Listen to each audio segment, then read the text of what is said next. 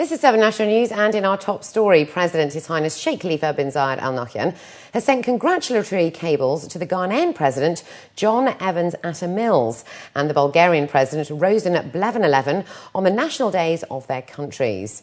Vice President and Prime Minister of the UAE and ruler of Dubai, His Highness Sheikh Mohammed bin Rashid Al Maktoum, has sent similar cables to the presidents of Ghana and Bulgaria.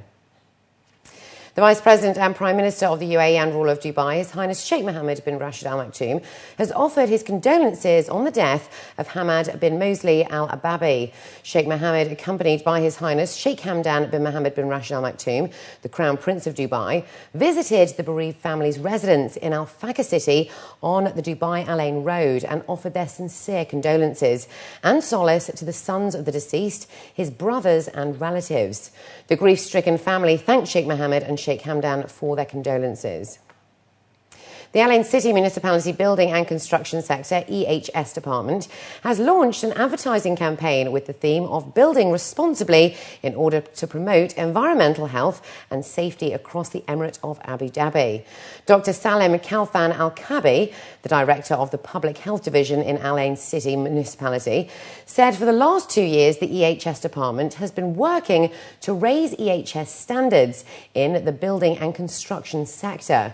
Over the coming 6 weeks, there will be a targeted advertising campaign, starting with lamppost banners in 10 different locations, as well as a number of malls.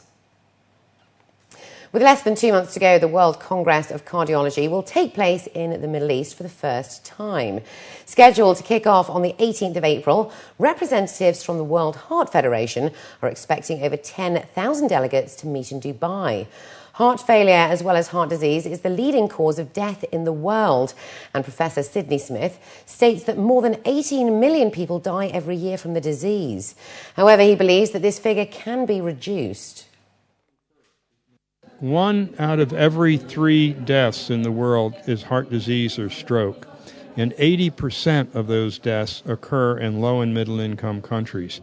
The American Heart, American College are two very well-established organizations that have meetings in the United States.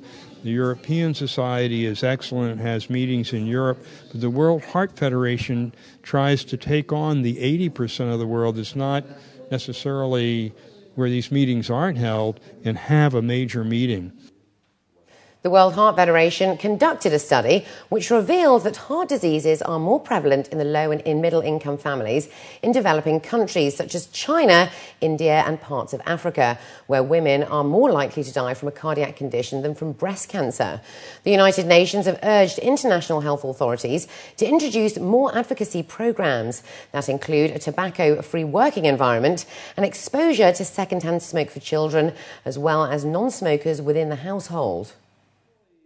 Many of the concerns are the nutrition, the fast food, the increased use of tobacco, the lack of exercise. All of these things are easily changeable and could prevent heart disease. We have a chance to stop this. We have seen, for instance, in Uruguay, where they had laws to cut down on exposure to secondhand smoke. Within 1 year, a 70% decrease in admission to the hospitals with acute heart attacks. So we know that we can do things that will reverse it. A new survey has revealed that those who break the laws on the roads in the UAE are likely to break a number of road rules at the same time.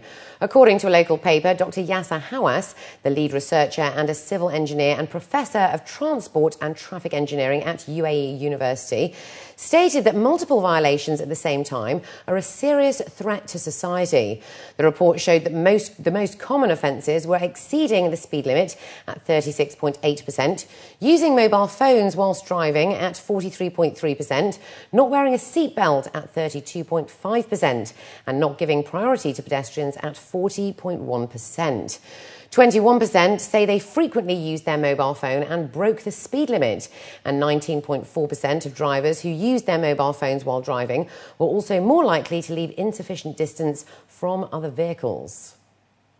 The cost of living in Dubai is becoming cheaper according to the Worldwide Cost of Living Survey, ranking the Emirate at the 94th spot, 16 places lower than last year. The survey monitored the cost of living throughout 130 different countries through the cost of 160 products and services, from food and transport to currencies and economies. According to a local paper, analysts say that rents have been a major contributor to affordability and that the drop in the index position is a positive sign, as it means more competition for businesses in the Emirate. With over 30 different ideas presented to a panel of judges, only 2 winners walked away with the Business Acumen for Good title. With over 40 emerging social entrepreneurs representing 24 nationalities, Dubai Plus Acumen participated in a month-long series of workshops which focused on taking business ideas into action. The winners were selected based on a venture that has a social or environmental impact on the UAE and can also be scalable to other countries. With only 5 minutes to pitch their business ideas to the panel of judges, entrants were going head-to-head to win the competition.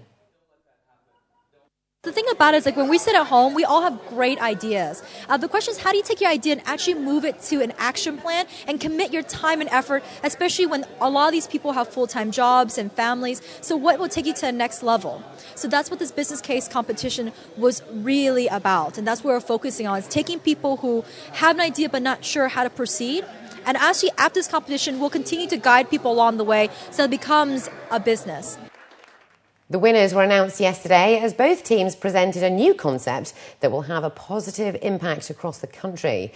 Members also received grants and mentorships to help them further evolve their plans, taking their venture and business plans to the next level. It's a social enterprise that provides responsible tourism in support of low-income families, Emirati families in rural areas. What it provides to the public and everybody in general is touristic packages where they can go and live with families to live the Emirati culture and traditions and, get hands on the skills and crafts that they have. So that's basically it. We do have, experience in marketing. That's what we've been doing, 11 years here, 15 years here, But we do still have, we lack experience, especially in the financial part, how to create a financial model and a profitable one for both Buksha and the Emirati families. So we're hoping that we would get that kind of experience from them and apply it in Buksha. We're a social venture. We're a for-profit social venture. But I think just, being around other social entrepreneurs, it's very motivating. I think the workshops have been fantastic. We pitched our idea that we provided child injury prevention and paediatric first aid for parents and also for caregivers, creating and developing our own material locally, which would be relevant to other Middle Eastern countries. And up next, we have the day's business news, so stay with us.